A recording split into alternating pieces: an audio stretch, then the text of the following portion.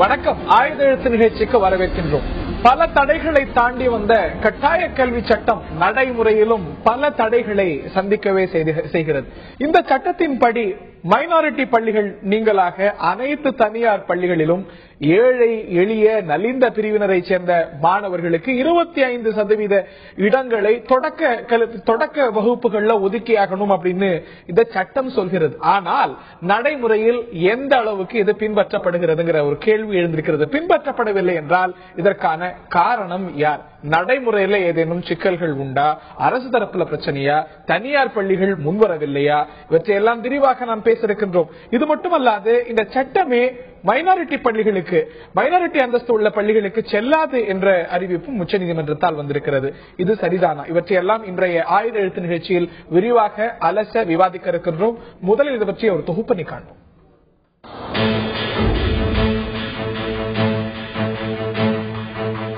கல்வி உரிமை சட்டம் 2009ஆம் ஆண்டு அமல்படுத்தப்பட்டது. இந்த சட்டத்தின்படி 6 முதல் 14 வயது வரை உடைய அனைத்து குழந்தைகளுக்கும் இலவச கட்டாய கல்வி அளிக்கப்பட வேண்டும் என்பது மைய கருத்தாகும். மாணவர்களுக்கு கல்வி மட்டுமின்றி சீருடை, புத்தகம் உள்ளிட்ட அனைத்தும் இலவசமாக வழங்கப்பட வேண்டும்.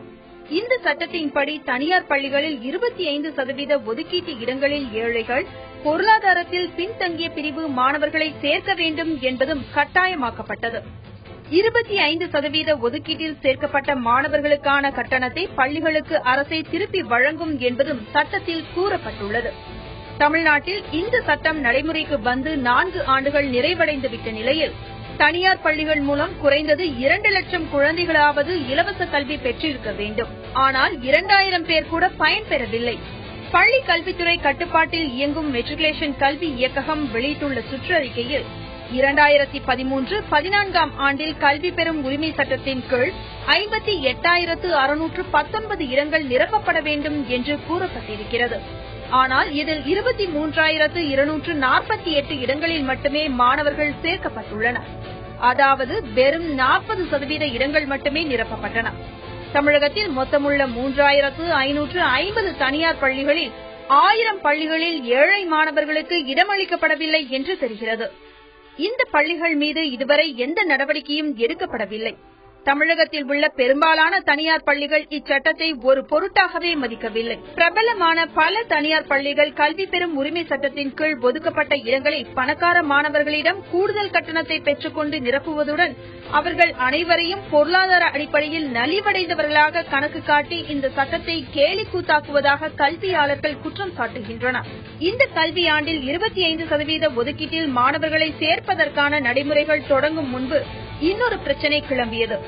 சில தனியார் பள்ளிகளில் அரசு கட்டணம் செலுத்தவில்லை என்பதால் ஏழை மாணவர்களுக்கான இடஒதுக்கீட்டின் கீழ் சேர்க்கப்பட்ட மாணவர்களை வகுப்புக்கு வெளியே நிறுத்தி வைத்தும், சில பள்ளிகளில் அவர்களை ஒதுக்கப்பட்டவர்களைப் போன்று தனியான இடத்தில் அமர செய்து ஏனோதானோ வென்று வகுப்புகளை நடத்தியதாகவும் புகார்கள் வந்தன. இதன் காரணமாக தாங்கள் மற்ற மாணவர்கள் முன்னர் மிகவும் அவமானப்படுவதாகவும், இதனால் தங்களுக்கு மன உளைச்சல் ஏற்படுவதாகவும் ஏழை மாணவர்கள் புகார் கூறியுள்ளனர். கடந்த 2 ஆண்டுகளாக ஏழை மாணவர்களை சேர்த்ததற்கு அரசிடம் இருந்து வரவேண்டிய 25 கோடி ரூபாய் உதவித்தொகை வரவில்லை என்று தனியார் பள்ளிகள் குற்றம் சாட்டின. எனவே இந்த ஆண்டு இதனை அமல்படுத்தப் போவதில்லை என்றும் போர்க்கொடி தூக்கினர். இதனையடுத்து விரைவில் இந்த தொகை திருப்பித் தர நடவடிக்கை எடுக்கப்படும் என்று தமிழக பள்ளிக் கல்வித்துறை செயலாளர் சவிதா உறுதி தெரிவித்துள்ளார். இதன் பின்னரே தற்போது 25% இடஒதுக்கீட்டில் இடங்களை நிரப்ப தனியார் பள்ளிகள் முன்வந்துள்ளன. விண்ணப்பங்களை வழங்க தொடங்கியுள்ளன.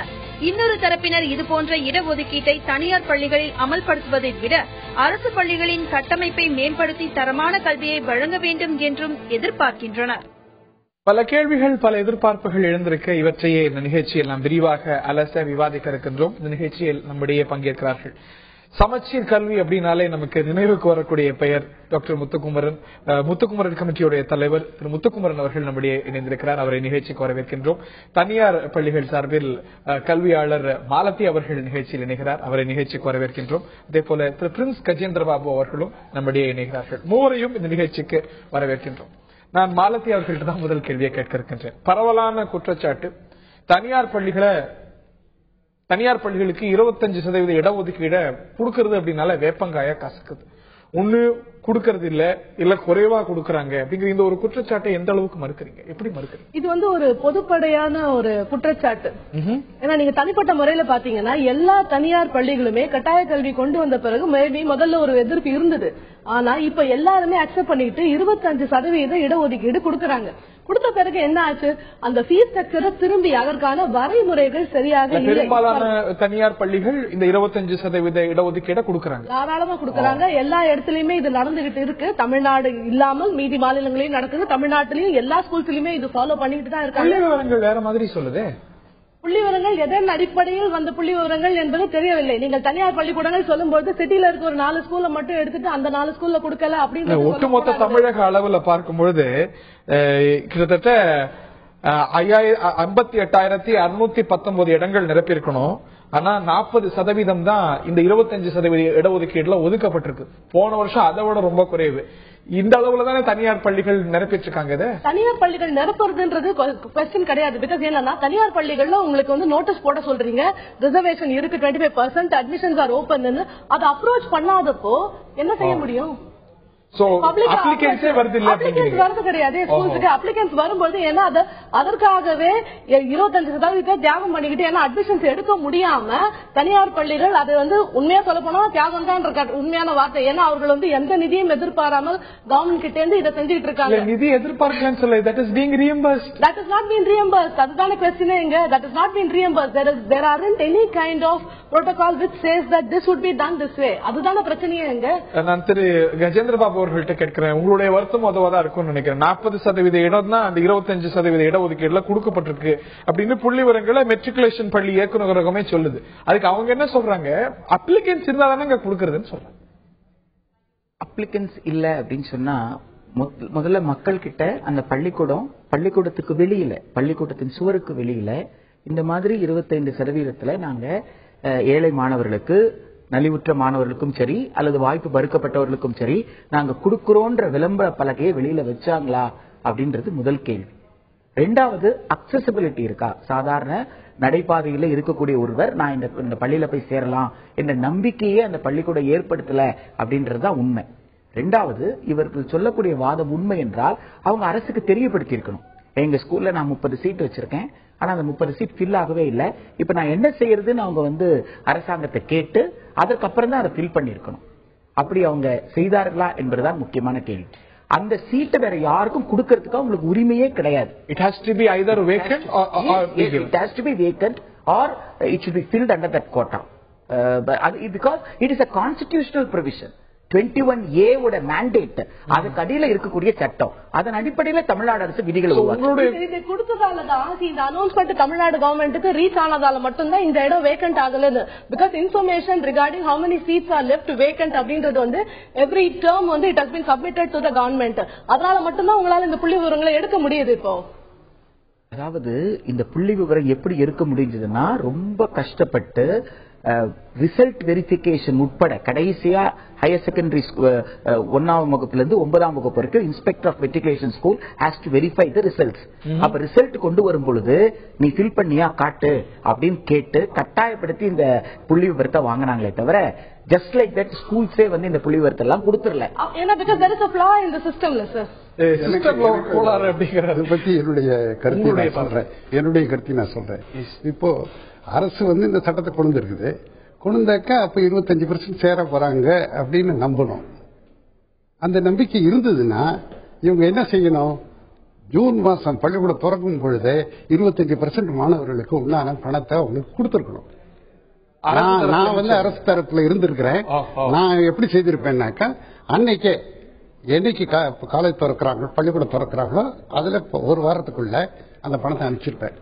இப்போ அந்த இயர் எண்டுல அந்த பணம் அந்த அத்தனை எண்ணிக்கையில அந்த மாணவர்களை சேர்க்கலன்னா அடுத்த வருஷம் கொடுக்கும்போது இந்த 100 பேர் அவங்க சேர்க்கலன்னா இந்த 100 பேருக்கு கழிச்சுக்குவேன். இந்த பள்ளிக்கூடம் 400 பேரை சேர்க்கணும், 300 பேர் தான் சேர்த்திருக்கிறாங்க, 100 பேரை சேர்க்கலன்னா அடுத்த வருஷம் கொடுக்கும்போது நான் 300 பேருக்கு தான் கொடுப்பேன். அப்படிதான் கொடுத்துக்கிட்டு போவேன். இப்படி செய்திருந்தாங்கன்னாக்கா கண்டிப்பாக அவங்களுக்கு எந்த வித வருத்தமும் இருக்க முடியாது. மக்கள் வரி பணத்தை அட்வான்ஸா இந்த பள்ளிகளுக்கு கொடுக்கறது அப்படிங்கறது எப்படி பள்ளிக்கூடத்தை நடத்துறது? பள்ளிக்கூடத்தை எப்படி நடத்துறது? நீங்க மத்த மாணவர்கள்ட்ட வாங்குறோம்ல, அதே மாதிரி இந்த மாணவருக்கும் கொடுக்க வேண்டியது தானே. நான் இருந்து கொடுத்துருக்கேன். நான் வந்து இருந்து கொடுத்துருக்கேன். முதல் வாரத்துல அந்த ஒரு ஐஐடிக்கு இந்த டேர்ம் எவ்வளவு கொடுக்கணுமோ அதை கொடுத்துருவோம். இல்ல தியாகம் பண்றோம் அப்படிங்கிற ஒரு வார்த்தையை பயன்படுத்தினீங்க. இந்த ஒரு தியாகம் அப்படிங்கறது ஒரு சமூக பொறுப்பு இல்லையா? நீங்க வந்து பள்ளிகளை நடத்தணும் அப்படின்னா ட்ரஸ்டா இருக்கணும், தொண்டு நிறுவனமா இருக்கணும். நீங்க ஒரு தொண்டு நிறுவனமா இருக்கீங்க அப்படிங்கும் போது உங்களுக்கு ஒரு சமூக பொறுப்பு இருக்கு. இங்க தியாகம் எங்க வந்துச்சு? தொண்டு நிறுவனமா இருந்தா கூட அப்ப கவர்மெண்ட் என்ன சலுகை கொடுக்குது? இடத்துல சலுகை தருகுதா இல்ல வேற ஏதாவது ஸ்கூல் நடத்துறதுக்கு? ஏன்னா privatisation government private people are private education institutions are playing an equal role which the government is failing to do. Okay, private is coming to support the government. So the government has to support the private in some other way. இப்போ என்ன ஆகுது? அது 25% அப்படின்னு வரும்போது அந்த இன்ஃப்ராஸ்ட்ரக்சரை government ஸ்கூல்ஸை விட நல்லா invest பண்ணிருக்கோம். டீச்சர்ஸுக்கு அதை விட நிறைய இன்வெஸ்ட் பண்ணிருக்கோம். அப்படி இருக்கும்போது 25% ஒதுக்கு அப்படின்னு சொல்லும்போது அந்த அட்மிஷன்ஸ் எடுக்காத அப்படின்னு சொல்லும்போது it is a sacrifice, right? இது எப்படி sacrifice ன்னு சொல்றீங்க? 25% இடஒதுக்கீடு இலவசமா கொடுக்கல. அந்த மாணவர்களுக்கு என்ன கட்டணமோ அது அரசாங்கம் கொடுக்குது உங்களுக்கு. இது எங்க தியாகமா வருது? கொடுத்துட்ட பிறகு கொஞ்சம் தாமதமா வருது. நம்ம அரசாங்கத்திலிருந்து வருது, மக்கள் வரி பணம் வருது. கொடுத்துட்ட பிறகு அந்த வார்த்தையை யூஸ் பண்ண முடியாது. ஆனால் இன்னும் வரவில்லையே. என்ன நடக்க போகிறது, அடுத்து என்ன நடக்க போகுது, எவ்வளவு ஃபீஸ் ஸ்ட்ரக்சர் நம்மளுக்கு வரப்போகுது தெரியாது. So it is I am selling out from my pocket, right? No, how it will be reimbursed and how much it will be reimbursed என்றது தெளிவாக ஒரு புத்தகத்துல போட்டு கொடுத்திருக்காங்க. ஆக்ட் டிஃபைன் பண்ணது கவர்மெண்ட் ஆஃப் தமிழ்நாடு. கடந்த 2 வருஷத்துக்கு வரல அப்படிங்கறது வரல. காரணம் என்ன? 2011 ஆகஸ்ட்ல தான் இந்த ரூல்ஸே தமிழ்நாட்டுல நோட்டிஃபை ஆகுது. அட்மிஷனே எப்போ பண்ணணும்னா 2012-13ல பண்ணிருக்கணும். Not even 10% of the schools இதை செய்தாங்க அப்படின்னு சொல்ல முடியும். 10% பள்ளிகள் கூட இது செய்யலன்ற புகார் எழுந்து பெற்றோர்கள் டிபிஐ முற்றுகையிடுறாங்க. புகார்கள் நிறைய வருதுன்னு அப்புறம் தான் 2013 ஏப்ரல் 1 ஜிஓ நம்பர் 60 போடுறாங்க. இல்லன்னா ஜிஓ இவங்க இம்ப்ளிமெண்ட் பண்ணிருந்தா ஜிஓ நம்பர் 60 போட வேண்டிய அவசியமே இல்லை. ஜிஓ நம்பர் 60ல தான் ஒரு டைம் டேபிள் கொடுத்து 2013 2014 இதை நடைமுறைப்படுத்துங்க, நடைமுறைப்படுத்துறதுக்கு இதை பின்பற்றுங்கன்னு சொன்னாங்க. அப்பதான் நீங்க சொல்ற அந்த 40% அச்சீவ் பண்ணாங்க. இந்த 40% எப்போ? அதாவது 40% ஸ்கூல்ஸ் தான் நீங்க எடுத்துக்க முடியும். அப்போ 2013-14 பைனான்சியல் இப்பதான் எண்ட் ஆயிருக்கு, அகாடமிக் இயர் எண்ட் ஆயிருக்கு. இதுல என்ன சொல்லிருக்காங்க? 2 இன்ஸ்டால்மெண்ட்ல கொடுக்கணும்னு சொல்லிருக்காங்க. 2 இன்ஸ்டால்மெண்ட்ல இப்ப கொடுக்கல. 2012-13ல 10% பள்ளிகள் தான் செஞ்சாங்க அப்படின்னு அவங்களுக்கு தண்டனையா 10% பள்ளிகளுக்கு கொடுத்ததுக்கு ஒரு அரசாங்கம். முதல்ல நாம என்ன புரிஞ்சுக்கணும்னா ரீஎம்பர்ஸ்மெண்டே தப்பு. நீங்க சொன்ன மாதிரி முதல்ல சொன்ன மாதிரி ரீஎம்பர்ஸ்மெண்டே தப்பு. கொடுத்திருக்க வேண்டிய அவசியமே கிடையாது. எல்கேஜில சேர்க்க போற குழந்தைக்கு தான் நீங்க கொடுக்குறீங்க. ஒரு ஸ்கூல்ல வந்து எத்தனை ஸ்டூடெண்ட்ஸ் படிக்கிறான், எல்கேஜிக்கு எத்தனை செக்ஷன், எத்தனை பேருக்கு நீங்க ஆர்டில கொடுத்துட்டீங்க? ஒரு மேக்ஸிமம் வந்து 120 ஸ்டூடெண்ட்ஸ் மேல இருக்க முடியாது. 4 செக்ஷன். அந்த பணத்தையும் அந்த கட்டணத்தையும் தனியார் பள்ளிகள் ஏத்துக்கணும். அதுதான் சோசியல் ரெஸ்பான்சிபிலிட்டி. Social responsibility. அதுக்குதான் ட்ரஸ்ட் கிட்ட கொடுக்க சொல்றான். கம்பெனியே நடத்தினா கூட அதுல செக்ஷன் 25 கீழே இருக்கக்கூடிய கம்பெனி தான் நடத்த முடியும். அது ஏற்புடையது. தனியார் பள்ளிகள் ஏத்துக்கக்கூடிய ஒரு விஷயமா? அரசு செய்ய வேண்டியது வேற யாரும் செய்யறாங்கன்னாக்கா அவங்கள மறுபடியும் பனிஷ்மெண்ட் இருக்கு. அரசு செய்ய வேண்டியது கட்டாய கல்வினா, இலவச கட்டாய கல்வினா என்ன அர்த்தம்? எல்லாத்தையும் அரசு செலவு பண்ண போகுதுன்னு அர்த்தம். இலவச கல்வியை அரசு வழங்காம தனியார் பள்ளிகளை பெரும்பாலும் நம்ம கல்விக்கு நம்பி இருப்பதுதான் இந்த குழப்பங்களுக்கு காரணமா? அரசு பள்ளிகளை வலுப்படுத்தாம தனியார் பள்ளிகள் வாயிலா இந்த இலவச கட்டாய கல்வியை நான் வந்து அமல்படுத்துறேன் அப்படிங்கிற அந்த ஒரு கொள்கை சரியா தவறா?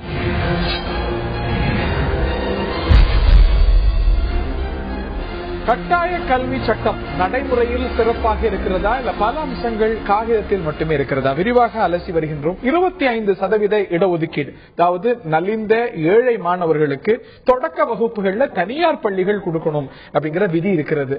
இது சரியாக சிறப்பாக நடைமுறையில் இருக்கிறதா? இந்த கேள்வி எல்லாம் நமக்கு எழுந்திருக்கு. நான் திரு முத்துக்குமரன் அவர்கள்ட்ட நான் கேட்க இருக்கின்றேன். இடைவெளிக்கு முன்னாடியும் நம்ம பேசிட்டு இருந்தோம். கட்டாய இலவச கல்வி கொடுக்கணும் அப்படிங்கிற ஒரு பொறுப்பும் கடமையும் அரசாங்கத்துக்கு இருக்கிறது. ஆனா இப்ப அந்த ஒரு பக்க தனியார் பள்ளிகள்கிட்ட பாஸ் பண்ணிருக்கிறதும் இந்த சட்டம். ஆமா, அப்படிதான் இருக்கு. அப்படி அதாவது இந்த சட்டத்துல பார்த்தாக்கா இந்த 25% ரிசர்வேஷன் சொல்றத பார்த்தாக்கா என்னைக்குமே கவர்மெண்ட் பள்ளிக்கூடம் அந்த மாதிரி நல்லா செய்ய போறது இல்லைங்கிறாப்புல இருக்குது. அதாவது இப்ப சாதாரணமா நம்ம என்ன பண்ணுவோம்னா ஒரு டிரான்சிட்டரி ப்ரொவிஷன் போடுவோம். அது மற்றதெல்லாம் சரியா வர வரைக்கும் இந்த தனியார் பள்ளியில சேர்க்கிறவங்க 25% சேர்க்கணும்னு சொல்லியிருந்துருக்கணும். அப்படி சொல்லாமல் நேரடியா 25% ரிசர்வேஷன் பர்மனண்டா போட்டு வச்சிருக்காங்க. அப்படின்னா என்னைக்குமே இது இருக்க போகுது. இந்த சட்டத்துல இந்த 25% என்னைக்கும் இருக்க போகுது. அப்படின்னா என்னைக்குமே இந்த கவர்மெண்ட் பள்ளிக்கூடம் அந்த மாதிரி நல்லா செய்ய போறது இல்லை அப்படிங்கிறாப்புல இருக்குது. நம்ம நியாயமா பார்த்தா இந்த சட்டம் எப்படி இருக்கணும்னா, ஒண்ணு நான் சொன்னது மாதிரி முதல்ல சொன்னது மாதிரி மற்ற மாணவர்கள் பணம் கொடுக்கறது மாதிரி சம்பளத்தை கொடுக்கறது மாதிரி அந்த 5 நாளைக்குள்ள இந்த யார ரிசர்வேஷன்ல சேர்க்கணுமோ அத்தனை பேருக்கு கொடுத்துடணும். அல்லது வெளிநாட்டு பல நாடுகள்ல இருக்கிறது மாதிரி அந்த குழந்தைகளுக்கு கொடுத்துறாங்க பணத்தை. அந்த குழந்தைங்க எந்த பள்ளிக்கூடத்தில் வேணாலும் போய் சேர்ந்துக்கலாம் அப்படிங்கிற ப்ரொவிஷன் சில நாடுகள்ல இருக்கு. இல்ல நம்ம ரொம்ப நாளா சொல்லிட்டு இருக்கிற இன்னொன்னு என்னன்னாக்க அந்த நெய்பர்ஹுட் ஸ்கூல்னு சொல்லிட்டு இருக்கிறோம். குழந்தைங்க எங்க இருக்குதோ அந்த இடத்துல பக்கத்தில் இருக்கிற பள்ளிக்கூடத்துல போய் கேட்டாங்கன்னா அட்மிஷன் கொடுக்கணும். அது யார் நடத்துற பள்ளிக்கூடம்னு கேள்வி இல்லை, அட்மிஷன் கொடுக்கணும். எல்லா குழந்தைகளுக்கும் கவர்மெண்ட் பணத்தை கொடுத்துரும் அப்படிங்கிறப்ப ஒரு பொசிஷன் இருந்ததுன்னா தான் நியாயமாக ஒரு நல்ல ரைட் டு எஜுகேஷன்ங்கிறதுக்கு அர்த்தம் இருக்குது. திரு பிரின்ஸ் கஜேந்திர பாபு அவர்கள்ட்ட இதான் கேட்க வருகின்றேன்.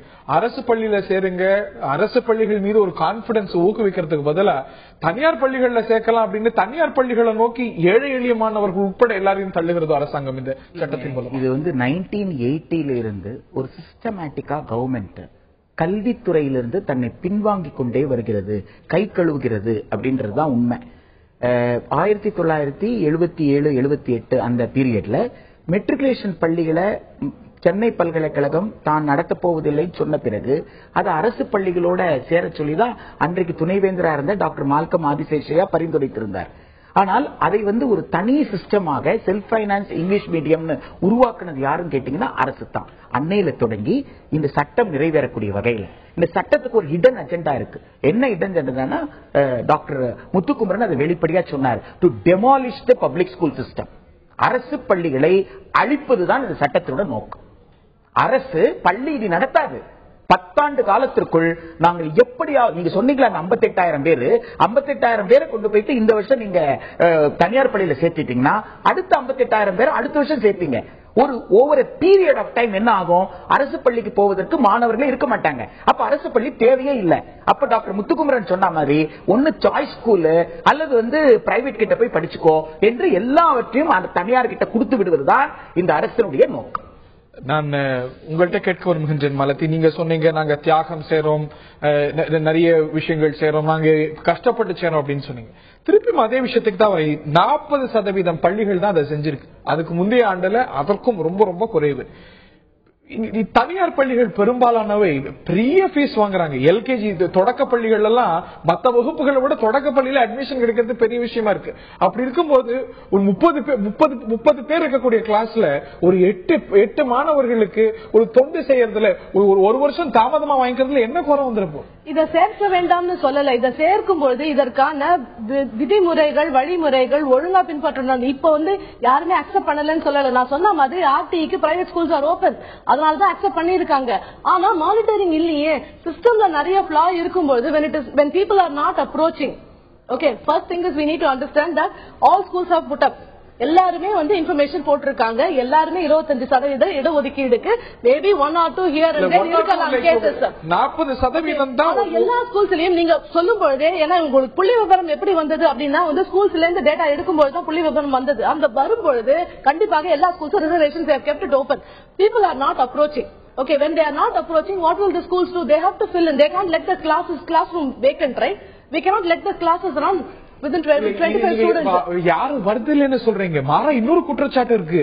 வந்தா அலக்கழிக்கப்படுறாங்க, நாங்க சேர்க்க மாட்டோம்னு சொல்லாம அதுக்கு அனைத்து நடைமுறைகளிலும் அங்க போய் நோ அப்ஜெக்ஷன் சர்டிபிகேட் வாங்குவாங்க, யாருமே சேர்க்கலன்னு சொல்லு, அரசு பள்ளியில சேர்க்கலன்னு சொல்லு அப்படின்னு அந்த மாணவரை சேர்க்காம இருக்கிறதுக்கு என்னென்ன வழிகள் இருக்கோ அதைத்தான் தனியார் பள்ளிகள் பாக்குறாங்கிறது தனியார் பள்ளிகள் மீது குற்றச்சாட்டு.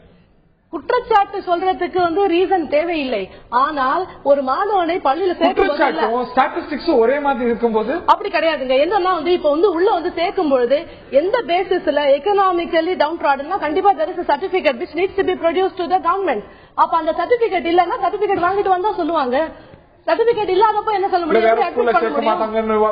சர்டிபிகேட் வாங்கிட்டு வா, நீங்க எக்கனாமிக்கலி அரசாங்கம் சில சர்டிபிகேட் கொடுக்க சொல்லுது, அதை கொடுத்துதான் ஆகும். ஆனா சேர்க்க மாட்டேன்னு சொல்றதுக்கு பல வழிகளை, நூதன வழிகளை தனியார் பள்ளிகள் மேற்கொள்றாங்கிறதா குற்றச்சாட்டு. அது சொல்றது போலதான் 2012-13 எடுக்கலாமே. அந்த மாதிரி சொல்லக்கூடிய ரீசன்ஸ் சொல்லக்கூடிய ஸ்கூல்ஸ் இப்ப ஸ்டாட்டிஸ்டிக்ஸ் கையில இருக்கும்போது கண்டிப்பா அரசாங்கம் அதற்கான ஆக்ஷன்ஸ் எடுக்கலாமே. தகுந்த ஆக்ஷன் இவங்க தானே பர்மிஷன் கொடுத்திருக்காங்க பள்ளிக்கூடத்தை திறக்கிறதுக்கு, நடத்துறதுக்கு. நடவடிக்கை எடுக்கப்படணும்னு சொல்றீங்க. நடவடிக்கை எடுக்கலாமே. எந்த நடவடிக்கை? ஏன் டேக் ஓவர் பண்றதுக்கு ப்ரொவிஷன் இருக்கு பள்ளிக்கூடத்தையே. 76 சட்டத்துல, தமிழ்நாட்டு சட்டத்துல பிரைவேட் ஸ்கூல்ல எடுத்துக்கலாமே, பிரைவேட் இன்ஸ்டிடியூஷன். அப்படி நடைமுறை எடுக்கிறதுக்கான ஒரு ஸ்கோப் இன்னைக்கு இருக்குன்னு நினைக்கிறீங்களா? தனியார் பள்ளிகள் எந்த அளவுக்கு இதுல அக்கறை காட்டலங்கிற ஒரு குற்றச்சாட்டு இருக்கும். அரசாங்கம் முழுமையா அக்கறை காட்டுது. அரசாங்கம் இதுல எந்த விதமான அக்கறையும் காட்டலன்றதுதான் நமக்கு இந்த 3 ஆண்டு கால அனுபவம் நமக்கு சொல்லி இருக்கு. அதாவது இதுல தனியார் பள்ளி நிர்வாகங்களும் பெற்றோர்களும் முட்டிக்கிட்டு தெருவில் நிக்கிறத அரசாங்கம் வேடிக்கை பார்த்துக்கிட்டு இருக்குன்றதுதான் உண்மை. இது அரசாங்கம் தீர்க்கணும்னு சொன்னா ஈஸியா தீர்த்திருக்க முடியும்.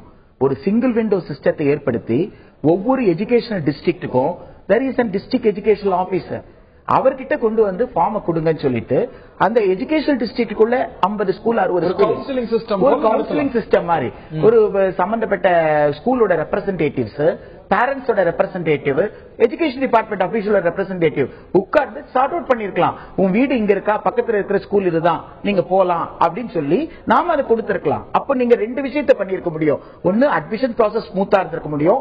எல்லா ஸ்கூல்லையும் ஈக்விட்டபிளா ஸ்டாண்டர்ட் இருக்கிறத என்ஷூர் பண்ணிருக்கோம். அப்ப அந்த குழந்தையோட பேரண்ட்ஸ் சொல்லுவாங்க, எங்க அந்த ஸ்கூல்ல இந்த வசதி இருக்கு, அங்க எங்களை சேர்க்காம இங்க சேர்க்கிறீங்களே, அப்ப இந்த ஸ்கூல்ல அந்த வசதி இல்லைன்னு சொல்றீங்களா, அதை செய்யறதுக்கு நாங்க என்ன செய்யணும்னு சொல்லுங்க அப்படின்னு சொல்லி கேட்க முடியும். இன்ஜினியரிங் கவுன்சிலிங் போல அரசாங்கமே இந்த 25% நிரப்புறதுக்கான நடைமுறைகள் எடுக்கணும், தனியார் பள்ளிகள்கிட்ட கொடுக்காம அப்படிங்கிறது. அது உங்களுக்கு ஏற்புடையதா? தனியார் பள்ளிகளுக்கு ஏற்புடையதா? ஏன்னா when it is equally distributed, when it comes from the government, இப்ப நாங்க சொல்றது என்னன்னா, we are not against the government, we are accepting, we understand the social responsibility, so we are open, but only thing is let there be system, let the system take over the existing flaws. அதுதானே, எதுவுமே இல்ல, யார் வேணா வந்தா சீட்டு கொடு, யாருக்கு வேணா அந்த ஆர்டி கோட்டால நீங்க சொல்ற மாதிரி அதே மாதிரி அதுலயே ரெக்கமெண்டேஷன் அரசுல இருந்து தானே வருது பல தனியார் பள்ளிகளுக்கு.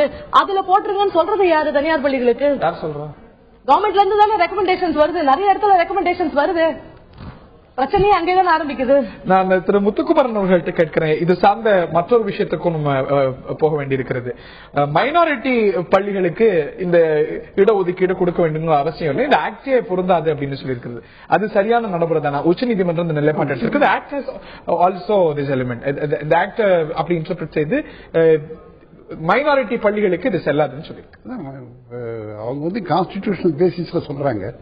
அதனால இது ஏதாவது மாத்தணும்னா கான்ஸ்டிடியூஷன் மாற்ற வேண்டியிருக்குது. கான்ஸ்டிடியூஷன்ல அந்த பர்டிகுலர் கிளாஸ் இருக்குது பாருங்க, அதுக்கு சரியான வேற இன்டர்பிரேஷன் கொடுக்க வேண்டியிருக்குது. இன்னைக்கு தேதியில் சில துணை கேள்விகளும் இதுல எழுந்திருக்கு. மைனாரிட்டி பள்ளிகளுக்கு இந்த ஆர்டிஏ பொருந்தாது, அதே போல இடஒதுக்கீடும் நலிந்த பிரிவினருக்கு அவங்க கொடுக்கணுங்கிற அவசியம் இல்லைன்னு சொல்றாங்க. அப்படின்னா இந்த ஆர்டிஇ படிதான், கட்டாய கல்வி சட்டத்தின் படிதான் டெட் எக்ஸாம் நடத்தப்படுது, ஆசிரியர் தகுதி தேர்வு நடத்தி ஆசிரியர்களை நியமிக்கிறாங்க. அப்படின்னா ஆசிரியர் தகுதி தேர்வு ஆசிரியர்களை மைனாரிட்டி பள்ளிகளுக்கு வேண்டாமா? ஆசிரியர் தகுதி அவங்களுக்கு பொருந்தாதா? அதான் உச்சநீதிமன்றம் தீர்ப்பு கொடுக்கும் பொழுது கூட இந்திய அரசமைப்பு சட்டத்தோட எல்லா பிரிவுகளையும் எல்லா ஜட்ஜும் பாக்குறது இல்ல அப்படின்றத நம்ம மோகினி ஜெயின் கேஸ் தொடங்கி இப்போ இந்த ஆர்டி ஆக்ட் கேஸ் வரைக்கும் நம்ம பாத்துட்டு இருக்கோம். மோகினி ஜெயின் கேஸ்ல, உன்னிகிருஷ்ணன் கேஸ்ல ஆர்டிகல் 14 டிஸ்கஸ் பண்ணாங்க, ஆர்டிகல் 38, 39, 42, 41, 45 எல்லாம் டிஸ்கஸ் பண்ணாங்க. ஆனா இந்த கேஸ்ல என்ன டிஸ்கஸ் பண்றாங்கன்னா, டிஎம்ஏ பாய் கேஸ்லயும் அப்படிதான் 19(1)G டிஸ்கஸ் பண்றாங்க. இங்கேயும் 19(1)G-யும் 31 தான் இவங்க டிஸ்கஸ் பண்றாங்க. அது எந்த வகையில நியாயம் எனக்கு தெரியல. ரெண்டாவது முக்கியமான கேள்வி என்னன்னு கேட்டீங்கன்னா, மைனாரிட்டி இன்ஸ்டிடியூஷனை நடத்தலாம், ஆனா அங்க படிக்கிற பிள்ளைங்க எல்லாருமே மைனாரிட்டி வகுப்பை சேர்ந்தவர்களா என்ற கேள்வி ஒன்று வருது. ரெண்டாவது மைனாரிட்டிஸ் தான் சோசியலி அண்ட் எக்கனாமிக்லி ரொம்ப பூரா இருக்கிறாங்கன்றது நமக்கு பல்வேறு கமிஷன் சச்சார் கமிட்டி ரிப்போர்ட் எடுத்துக்கோங்க. 2.5% முஸ்லிம்ஸ் கூட இன்னும் ஹையர் எஜுகேஷனுக்கு வரலன்றாங்க. அப்போ ஒரு மைனாரிட்டி நடக்கிற இன்ஸ்டிடியூஷன்ல ஒரு வீக்கர் செக்ஷன் 25% சேர்க்கறதுல அவங்களுக்கு என்ன கஷ்டமா இருக்க போகுது? அவங்க என்ன ஆர்குமெண்ட் வைக்கிறாங்களா, நாங்களே சேரிட்டபிளா என்ன வேணாலும் செய்வோம், ஆனா சட்டம் எங்களுக்கு எதுவும் சொல்லக்கூடாது அப்படின்னு சொல்றது எந்த வகையில் ஏற்புடையதல்ல. இதுல இந்த டெட் கேண்டிடேட்ஸ் இருக்காங்களே, அது ஒரு பிக் क्वेश्चन. அது எப்படிப்பட்ட இம்ப்ளிகேஷன்ஸ் ஏற்படுத்தும்ன்றது தெரியல. ஏன்னா எய்டட் ஸ்கூல்ல appointment is going to be done by the government. The government has to approve the appointment. Government is going to give the salary. அப்படினா ஆசிரியர் தகுதி தேர்வை இவர்கள் எழுதணுமா எழுதக்கூடாதா? என்டையர் ஆக்ட் பொருந்தாதுன்னு சொன்னதுக்கு அப்புறம் ஆக்டினுடைய செக்ஷன் 23 மட்டும் இவங்களுக்கு எப்படி பொருந்தும்? இப்போ வந்து டெட் எக்ஸாம் ஆசிரியர் தகுதி தேர்வும் கட்டாய கல்வி சட்டத்துல வரக்கூடிய அம்சம் தான். அதுல செக்ஷன் 23ல பிரிவு 23 என்ன சொல்லுதுன்னா, அகாடமிக் அத்தாரிட்டி எதை டிஃபைன் பண்ணுதோ அந்த குவாலிபிகேஷன் இருக்கிறவங்க தான் 1ஆம் வகுப்புல இருந்து 8ஆம் வகுப்பு வரை நியமிக்கணும்னு சொல்லுது. அப்ப அரசு பள்ளியில அவன் ஆசிரியர் தகுதி தேர்வுல பேப்பர் 1 பேப்பர் 2 பாஸ் பண்ணணும். பேப்பர் 1 பாஸ் பண்ணா செகண்டரி கிரேட், பேப்பர் 2 பாஸ் பண்ணா பிடி அசிஸ்டன்ட். இப்போ அதே அரசு உதவி பெறும் பள்ளி, அதுலயும் டீச்சருக்கு சேலரி வந்து கவர்மெண்ட் தான் கொடுக்க போகுது, அப்ரூவல் கவர்மெண்ட் தான் கொடுக்க போகுது. அப்ப அந்த டீச்சர் இந்த சட்டத்தின்படி அவன் டெட் எழுத வேண்டியது இல்லையா என்கின்ற ஒரு கேள்வியை உச்சநீதிமன்ற தீர்ப்பு எழுப்பியுள்ளது. இந்த ஒரு கிரே ஏரியாஸும் நம்ம பார்க்க வேண்டியிருக்கிறது. இதை தாண்டி இன்னொரு கேள்வியும் எழுகிறது மலத்தி. இப்போ இந்த விஷயத்துல பல தனியார் பள்ளிகள் இந்த இடஒதுக்கீடு கொடுக்கும்போது கொடுத்துறாங்க. ஆனா இந்த அட்மிஷன் ஃபீஸ், டியூஷன் ஃபீஸ் வந்து அரசாங்கத்திலிருந்து எடுத்துக்கிறாங்க. மற்ற ஃபீஸ் எல்லாம் இந்த நலிந்த மாணவர்கள் பேர் பண்ணக்கூடிய ஃபீஸாவே இல்ல. தனியார் பள்ளிகள் எஸ்கர்ஷன் ஃபீஸ் ஆகட்டும், அந்த ஃபீஸ் ஆகட்டும், லொட்டு லொஸ்கெல்லாம் இந்த மாணவர்கள்ட்ட வாங்கும் போது அது பெரிய சுமையா அவங்களுக்கு வருது. ஏன் தனியார் பள்ளிகள் அதை எடுத்துக்க கூடாது? தனியார் பள்ளிகள் எடுத்துக்கலன்னு உங்களுக்கு யார் சொன்னா? நிறைய விஷயங்களை வந்து அரசு செய்ய இயலாத நிறைய நான் சொன்ன முன்னே சொன்ன மாதிரி be it in terms of infrastructure or other facilities or other activities தனியார் பள்ளிகள் மிக நல்லாவே ரொம்ப சிறப்பாக செஞ்சிட்டு இருக்கும்போது அதற்கான ஃபீஸ வந்து இந்த ஸ்கூல்ல இந்த ஃபெசிலிட்டிஸ் எல்லாம் இருக்கு உள்ள வரும்போது எல்லா மாணவர்களுக்குமே அவங்கள்ட்ட வேற எந்த ஃபீஸும் வாங்குறது இல்ல. அதுதான் நீங்க கொடுக்கக்கூடிய உத்தரவாதம். அதேதான். ஏன்னா உங்களுக்கு இப்ப எக்ஸ்ட்ரா கரிக்குலர் ஆக்டிவிட்டிஸ் ஒரு டென்னிஸ், ஒரு ஸ்கூல்ல டென்னிஸ் கோர்ட் இருக்கு, ஒரு ஸ்விம்மிங் பூல் இருக்கு, இல்ல வேற ஒரு ஃபெசிலிட்டி இருக்கு, நான் அதுல சேர்ந்து விளையாடணும்னா அதற்கான ஃபீஸ் அவங்க பே பண்ணியா? Because the trainers are paid. அதையும் நீங்க வந்து 25% இடஒதுக்கீடு மாணவர்களுக்கு கொடுத்துறீங்க. நீங்க அதெல்லாம் அவங்கள்ட்ட வாங்குறது இல்ல. நிறைய பள்ளிகள் வாங்குறது இல்ல. வாங்குற பள்ளிகள் ஏன்னா அவங்களால அஃபோர்ட் பண்ண முடியாத பள்ளிகள் என்ன பண்ணுவாங்க, வாங்கிதானே ஆகணும். அதெல்லாம் வந்து ஒரு எக்ஸ்ட்ரா பைசா தானே அபார்ட் ஃப்ரம் அகாடமிக்ஸ். பிகாஸ் என்ன சொல்லுது கவர்மெண்ட், என்ன சொல்லுது, we will reimburse the tuition fees. அதெல்லாம் சொல்லுங்க. Text book, uniform and notebooks நினைக்கிறேன். நான் இந்த டென்னிஸ், ஸ்விம்மிங் பூலை தாண்டி டெக்ஸ்ட் புக், யூனிஃபார்ம், இந்த ஃபீஸுக்கெல்லாம் வந்து இந்த மாணவர்கள் ஏன்னா டெக்ஸ்ட் புக்ஸ், யூனிஃபார்ம்ஸ் எல்லாம் கவர்டு பை த கவர்மெண்ட் எக்ஸ்பென்சஸ்ல அந்த ஆர்டர் வந்தாச்சு. So it is not charged. வெறும் இந்த ஃபீஸ் தானா, மற்ற ஃபீஸுமே இதுல அடக்கமா இந்த ரிசர்வேஷன் பெறக்கூடிய மாணவர்கள்? அதுல கவர்மெண்ட் எக்ஸ்பிளேஷன் அவர் ரொம்ப நல்லா சொல்லுவாரு. All the educational expenses that has to be incurred by the child. ஒரு குழந்தை கல்வி கற்றலுக்கு, அந்த கல்வியல் செயல்பாட்டிற்கு என்னென்னலாம் வந்து செலவு செய்ய வேண்டியது இருக்குமோ அத்தனை செலவையும் அரசு இந்த இதை ஏற்கணும். தனியார் பள்ளிகள் இருக்கிறாங்களா? இது பல பள்ளிகள், சில பள்ளிகள் வந்து ஹானஸ்டா யூனிஃபார்ம் உட்பட கொடுத்திருக்காங்க. அது நம்ம மறுக்கவே முடியாது. சீருடை உட்பட கொடுத்திருக்காங்க.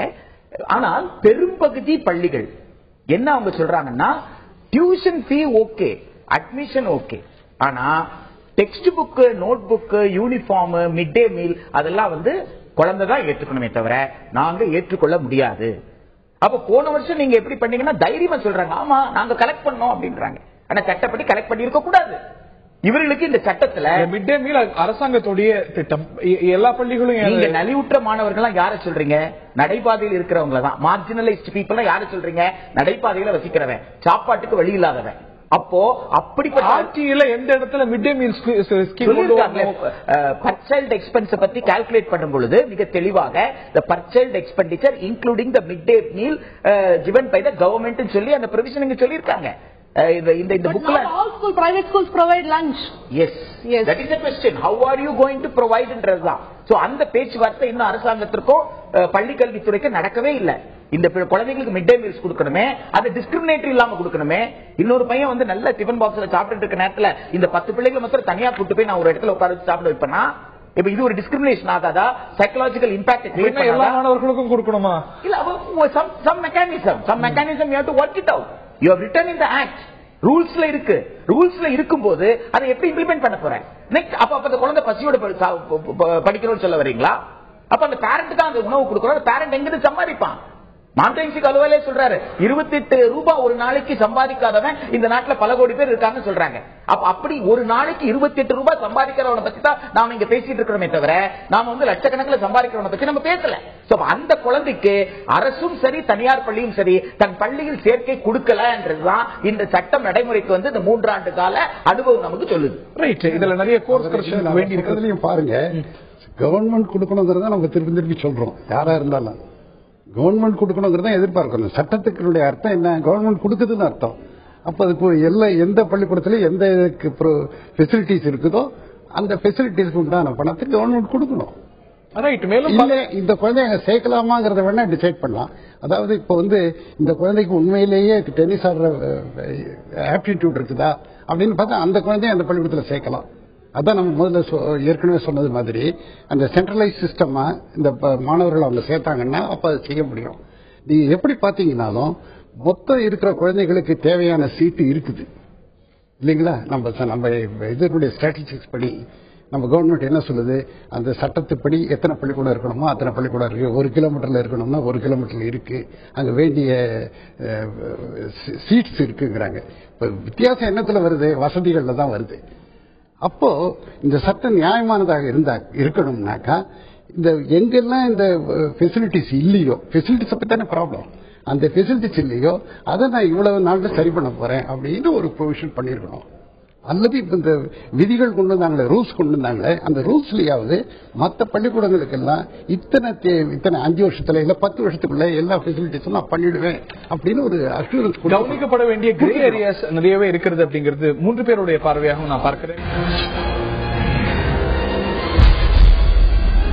சரியாக நடைமுறைப்படுத்தப்படுகிறதா கட்டாய கல்வி சட்டம் என்ற தலைப்பில் இன்றைய நிகழ்ச்சியை நாம் நடத்தி வருகின்றோம். திரு பிரின்ஸ் கஜேந்திர பாபு அவர்கள், மாலதி அவர்கள், டாக்டர் முத்துக்குமரன் அவர்கள் ஆகியோர் இணைந்திருக்கிறார்கள். நான் மாலதி அவர்கள்ட்ட நான் கேட்கிறேன், அட்மிஷன் சார்ந்தும் பல விதிகள் இருக்கிறது, ஆர்டியும் சொல்கிறது. ஆனாலும் கூட இந்த நாள்ல இருந்து இந்த நாளுக்குள்ள அட்மிஷன் நடத்தினாலும் கூட ஏற்கனவே சில மாதங்களுக்கு முன்பே பல தனியார் பள்ளிகள் அட்மிஷன் முடிச்சு இப்ப அட்மிஷன் க்ளோஸ் எல்லாம் போட்டாங்க. இந்த ஆர்டி சொல்லி இருக்கிறபடி 25% இடஒதுக்கீடு முடிக்காம அதுல சீட் ஒதுக்காம அட்மிஷன் க்ளோஸ் போடுவது எந்த அளவுக்கு சரி? சில பள்ளிகள் தான் போட்டிருக்காங்க, பல பள்ளிகள் போடலன்னு சொல்ல விட்டுறீங்களா? கண்டிப்பா அது உண்மைதான். ஏன்னா சில பள்ளிகள் தான் போட்டிருக்காங்க, நிறைய பள்ளிகள் அட்மிஷன்ஸே நடத்தல. சரி, நீங்க ஒரு ஸ்கூல் நடத்தும் பொழுது ஒரு ஸ்கூலுக்கு 25 சீட்டு தான் ஒரு கிளாஸ்ல இருக்கு. ஏன்னா இப்ப ஏற்கனவே வந்து ஆர்டி பிரகாரமே வந்து number of admissions to each school has been, number of sections per school has been reduced. அது வந்து 4 செக்ஷனுக்கு மேல வைக்க கூடாதுன்னு வச்சாச்சு. ஆனா வந்து அது வந்து லேண்ட்லயோ மீதி எந்த இன்ஃப்ராஸ்ட்ரக்சர்லயோ குறைவு இல்லாம நம்பரை மட்டும் குறைக்கணும்னு அதுல வந்தாச்சு. ஃபீஸ் ஸ்ட்ரக்சர்ல ரெஸ்ட்ரிக்ஷன்ஸ் வந்தாச்சு. அப்படி இருக்கும் பொழுது அட்மிஷன்ஸ் வந்து கேட்கும் பொழுது அந்த அட்மிஷன்ஸ் கொடுக்க முடியாம எப்படி தனியார் பள்ளிகள் இயங்க முடியும்? தனியார் பள்ளிகள் இயங்குறதே அந்த ஃபீஸ் அப்படின்ற ஒரு ரெவென்யூவால மட்டும் தான். சோ மேல மேல வந்து கூட்டம் மோதும் பொழுது கண்டிப்பாக, ஆனா அந்த ரிசர்வேஷன்ஸ் வைக்காம யாரும் மூடல. அது மூடினது பப்ளிக்காக மூடனது. அந்த 25% is still open. அப்படி மூடுறதுக்கான வாய்ப்பு உண்டு. அதாவது 25% நாங்க வச்சிட்டு இருக்கோம், மத்தவங்களுக்கு மத்த கேட்டகரியில க்ளோஸ் பண்ணிருக்கோம் போட்டிருக்கோமே தவிர 25% கொடுக்க மாட்டோங்கிறது அர்த்தம் இல்லைங்கிறது உங்களுடைய வாதமா புரிஞ்சுக்க. இல்ல, உண்மையிலேயே வந்து 75% வரைக்கும் தான் அவங்களால அட்மிஷன் போட்டிருக்கணும். இந்த 25% அவங்க கை வைக்க முடியாது. இந்த 25% நான் அட்மிஷனை அவங்க May 3 இருந்து May 18 அப்ளிகேஷன் வாங்கி தான் அவங்க ப்ராசஸ் பண்ணணும். அப்படி அந்த அட்மிஷனையும் சேர்த்து எந்த பள்ளியாவது பண்ணிருந்தாங்கன்னு சொன்னா அந்த பள்ளிகள் மீது நடவடிக்கை எடுக்கணும். ஏன்னா இந்த 75% எப்ப அப்ளிகேஷன் கொடுக்கணும்ன்றதுக்கான கைட்லைன்ஸ் இது வரைக்கும் யாரும் கொடுத்ததே இல்லை. சில பள்ளிகள் நவம்பர்லயே ஆரம்பிக்கிறாங்க, டிசம்பர்லயே ஆரம்பிக்கிறாங்க. கோர்ட்லயே அப்படி அபிடவிட் ஃபைல் பண்ணிருக்காங்க. எந்த கோர்ட்டை நீ செஞ்சது தப்பியான்னு சொல்லவே இல்லை. ஓஹோ, அட்மிஷன் முடிஞ்சிருச்சா, okay this judgment is applicable from next academic year, அப்படிதான் தீர்ப்பு போயிருக்கே தவிர நோ இந்த ப்ராசஸ் நீ இப்படி பண்ணியே இருக்க கூடாது அப்படின்னு யாரும் இவங்களை கட்டுப்படுத்தல. அதனால 75% என்ட்ரி லெவல் கிளாஸஸ்ல 25% இயர்மார்க் பண்ணி எடுத்து வச்சுட்டு அவங்க 75% பண்ணிட்டு இருக்காங்க. அது நியாயம்னு நம்ம ஏற்க முடியலன்னா கூட அதுதான் நடைமுறையாக இன்றைய தேதி வரைக்கும் இருந்துட்டு இருக்கு. நான் திருப்பி அந்த அடிப்படையான கேள்விக்கு தான் வரேன். இப்போ பொது பள்ளிகளை இல்ல அரசு பள்ளிகளை வலுப்படுத்ததை விட்டுட்டு இங்கு தனியார் மயம் நோக்கி தனியார் கையில கல்வித்துறையை ஒப்படைக்கிறது இந்த சட்டம் அப்படிங்கிறது திரு பிரின்ஸ் உள்ளிட்ட பலருடைய பார்வையாக இருக்கிறது. அதை ஏற்கிறீங்க? கிட்டத்தட்ட அப்படிதான் சொல்றாங்க அவங்க. ஏன்னாக்கா எப்போ ஒரு பர்மனன்ட் அரேஞ்ச்மெண்டா 25% ஒதுக்குறேன்னு சொன்னாங்கன்னா என்றைக்குமே எங்க பள்ளிக்கூடம் நல்லா இருக்காது, அந்த பள்ளிக்கூடம் தான் நல்ல பள்ளிக்கூடம், நல்ல பள்ளிக்கூடம் இவங்களே ஒத்துக்கிறாங்க, அந்த பள்ளிக்கூடம் தான் நல்ல பள்ளிக்கூடம் அப்படின்னு சொன்னாக்கா இவங்களே அங்க டிரைவ் பண்றது மாதிரி இருக்கு. பசங்களை நீங்க அந்த பள்ளிக்கூடத்துக்கு போங்கன்னு சொல்றது மாதிரி இருக்குது இல்லைங்களா? இந்த சட்டத்தை படிச்சீங்கன்னா அந்த கருத்துக்கு தான் வர வேண்டியிருக்குது. இவங்களே அந்த பள்ளிக்கூடத்துக்கு போக சொல்றது மாதிரி இருக்குது. அந்த மாதிரியான ஒரு சட்டத்தை எழுதியிருந்திருக்க கூடாது. அந்த சட்டத்தில் அந்த ப்ரொவிஷனை மாத்துறது தான் நியாயமாக சரியா இருக்கும். அதாவது எல்லா பள்ளிக்கூடங்களும் அது நீங்க எப்படி பாத்தீங்கன்னாலும் நான் சொன்னது முதல்ல கூட சொன்னேன். அதாவது நம்ம எத்தனை குழந்தைகள் இருக்கிறார்களோ அதுக்கு தேவையான எண்ணிக்கையில் பள்ளிக்கூடங்கள் இருக்குதுன்னு நம்ம சொல்றோம். இப்ப இந்த ரெஸ்ட்ரிக்ஷன் இவங்க என்ன பண்றாங்க, 4 செக்ஷன் தான் ஓபன் பண்ணோம்னா அது ரெஸ்ட்ரிக்ஷனை தவிர என்கரேஜ் பண்றாப்புல இல்லைங்களா? 4 செக்ஷன் மேல நீ வைக்க கூடாதுன்னு சொன்னாக்கா அதுவே ஒரு கண்ட்ரோல் பண்றது மாதிரி தான் இருக்குது, வெளியே என்கரேஜ் பண்றது மாதிரி இல்ல. பாருங்க பொழுது இந்த ஆர்டில இருந்து தனியார் பள்ளிகளுக்கு விலக்கு கொடுத்துடலாமா? அதாவது விலக்கு கொடுக்காமலே அவங்க விலகி தான் நிக்கிறாங்க. கல்வி உரிமை என்பது தனியார் மூலியமா சிட்டிசனுக்கு ஒரு ஸ்டேட் கொடுக்கிற ஒரு ரைட், ஒரு கான்ஸ்டிடியூஷனல் ப்ரொவிஷன். அத தனியார் மூலமாக சாத்தியமே கிடையாது. எந்த அடிப்படை உரிமையும் தனியார் மூலமாக சாத்தியம் கிடையாது. அரசு தனியாருக்கு நான் பணம் கொடுக்கிறேன்னு சொல்றதுக்கு பதிலாக தன்னுடைய பள்ளிகள்ல வகுப்புக்கு ஒரு ஆசிரியரை நியமித்து தன்னுடைய பள்ளிகளை சுகாதாரமாக வைத்துக் கொள்வதற்கு தேவையான ஊழியர்களையும் வசதிகளையும் செய்து என்னுடைய பள்ளிகள் எல்லாம் தரமான பள்ளிகள், அரசு பள்ளியை நம்பி வாருங்கள், உங்களுக்கு தரமான கல்வியை கிடைக்கும் என்று முதலமைச்சர் ஒரு அறிக்கையை இந்த கல்வியாண்டின் தொடக்கத்தில் கொடுப்பாரேயானால் நிச்சயமாக மக்கள் அரசு பள்ளியை நோக்கித்தான் வருவார்கள். இதுவரை தமிழ்நாட்டின் எந்த முதலமைச்சரும் ஒரு கல்வியாண்டின் தொடக்கத்தின் போது நாங்கள் இவ்வளவு வசதிகள் செய்திருக்கிறோம், எனவே இந்த பள்ளிக்கு நீங்கள் வாங்க விண்ணப்பங்கள் கொடுக்கிறாங்க, இதுதான் உங்களோட உண்மையான அறுவடை பள்ளி கொடுக்காமல் இருக்கலாம். அதற்கான எவ்வளவு ஸ்கீம்ஸ் அறிவிக்கப்படுது, இலவச சைக்கிள் ஆகட்டும், லேப்டாப் ஆகட்டும், இல்ல இலவச சீருடைகள் ஆகட்டும், இவையெல்லாம் அந்த பசங்களை இருக்கிறதுக்கான ஒரு விஷயம் தானே, மாணவர் சேர்க்கை அதிகரிக்கிறதுக்கான விஷயம் தானே. 1ஆம் வகுப்பிலிருந்து 5ஆம் வகுப்பு வரை இருக்கக்கூடிய தொடக்க பள்ளி அப்படின்னு சொல்லக்கூடிய அந்த பள்ளியில நீங்க இன்னும் நர்சரி செக்ஷன் இன்னும் தொடங்கல. நீங்க எல்கேஜி யூகேஜி செக்ஷன் எல்லா கவர்மெண்ட் ஸ்கூல்லயும் தொடக்க பள்ளியில நீங்க திறக்கல.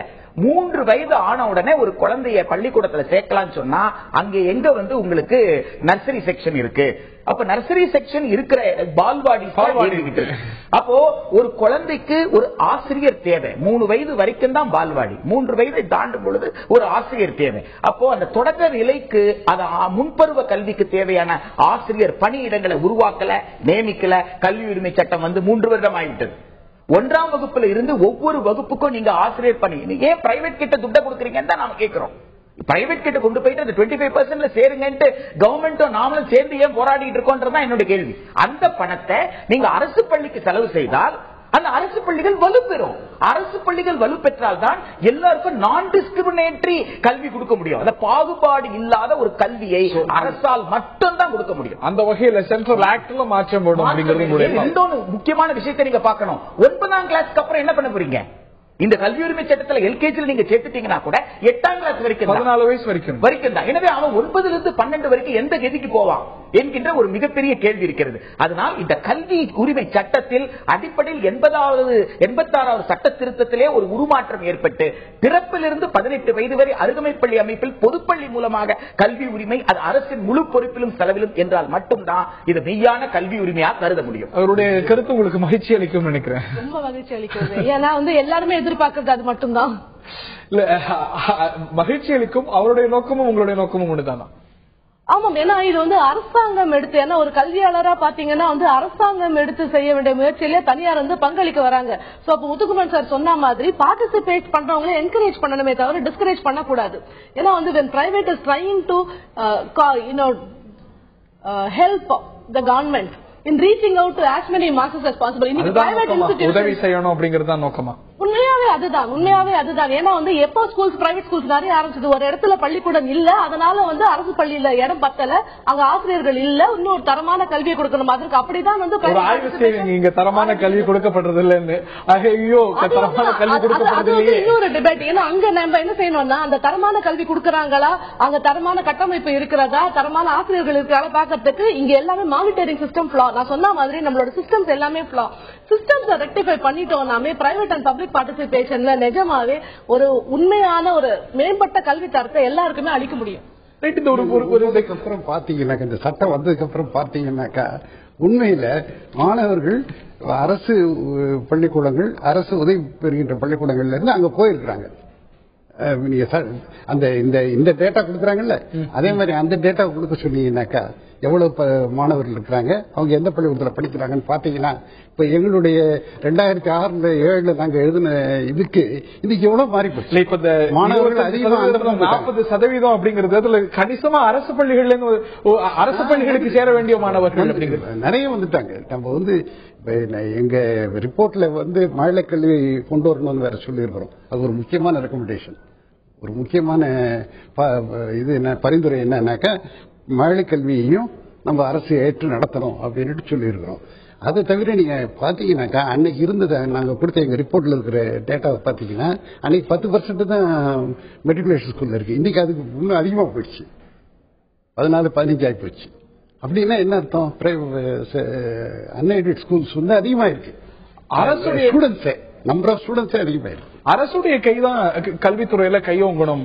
ஆனா மாறாக டிஸ்ப்ரொபோர்ஷனேட்டா தனியார்கள் வந்திருக்காங்க. இது ஆரோக்கியம் அல்ல அப்படிங்கிறது பலருடைய பார்வையா இருக்கிறது, பல ஆர்வலர்களுடைய பார்வையா இருக்கு. மாறுபடுறீங்களா? கண்டிப்பா. எதனால இது வந்தது அப்படின்னு பாத்தீங்கன்னா அரசு மேல நம்பிக்கை போனதால மட்டும்தான் தனியாரை நோக்கி. இப்ப சார் சொன்னது அதேதான். அதனாலதான் அரசு பள்ளிகளுக்கு போகாம, ஏன்னா அங்க கட்டமைப்பு கொடுத்த ப்ராமிஸ் யாருமே கீப் அப் பண்ணல, எந்த கவர்மெண்ட்டும் கீப் அப் பண்ணல.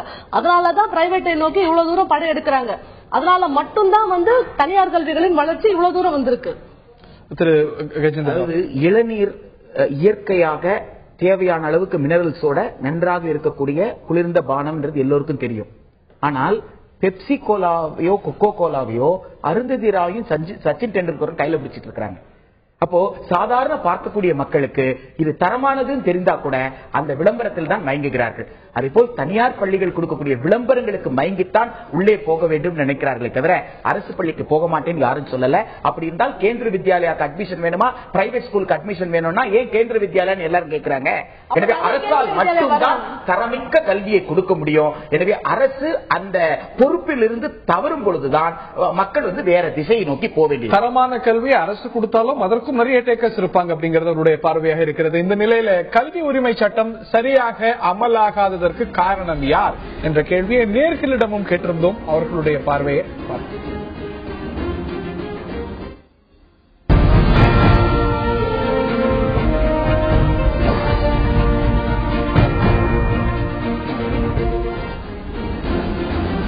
இது சரியாக அமலாகாததற்கு காரணம் அரசு என்று 31%, பள்ளிகள் குறிப்பாக தனியார் பள்ளிகள் என்று 42%, இந்த சட்டத்தில் இருக்கக்கூடிய ஓட்டை என்று 27% தங்களுடைய பார்வைகளை பதிவு செய்திருக்கிறார்கள். காரணம் யாரோ இந்த கட்டாய கல்வி எல்லாருக்கும் இலவசமான நல்ல கல்வி அப்படிங்கிறது கிடைக்கப்பெற வேண்டும் அப்படிங்கிறது தான் பொதுவான எதிர்பார்ப்பாக இருக்கிறது. நிகழ்ச்சியில் பங்கு பெற்ற டாக்டர் முத்துக்குமரன், திருமதி மாலதி, அதே போல திரு பிரின்ஸ் கஜேந்திரபாபு மற்றும் பார்த்த நேயர்களுக்கு நன்றி தெரிவித்து விடைபெறுகின்றோம். வணக்கம்.